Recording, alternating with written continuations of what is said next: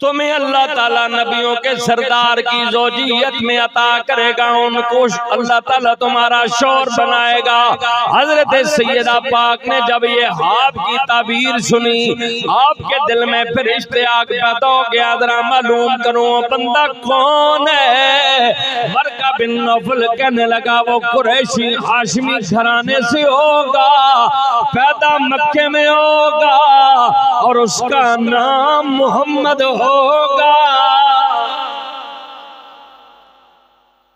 उन्होंने हुजूर अलैहिस्सलाम के हवाले से वो सारी निशानियां भी वर्का बिन नौफल ने बयान कर दी। हुजूर मक्के में पैदा हुए, कुरैशी हैं, हाशमी हैं।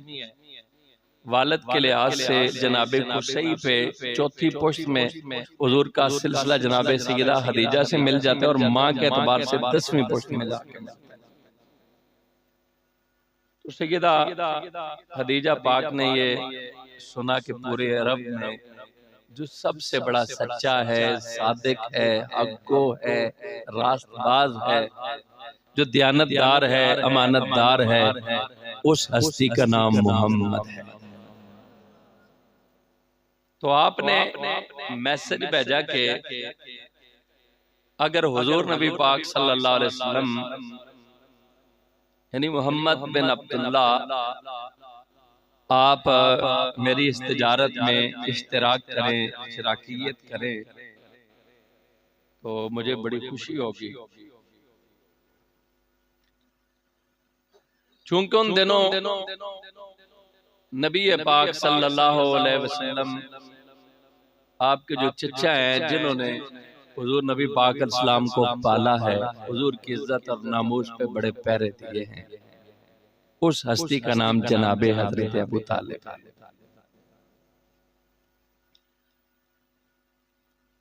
आप देखो मक्के की 13 साला जिंदगी जो हुजूर की है ना, इसमें दुश्मनों ने हुजूर को इतने दुख पहुंचाए, इतने जुल्म किए, इतना सताया कि मेरे नबी पाक अलैहिस्सलाम ने फरमाया 1.25 लाख नबियों के ऊपर जो जुल्म और सितम हुए वो एक तरफ और मेरी जात पे कहीं ज्यादा जुल्म और सितम वो सारे एक तरफ।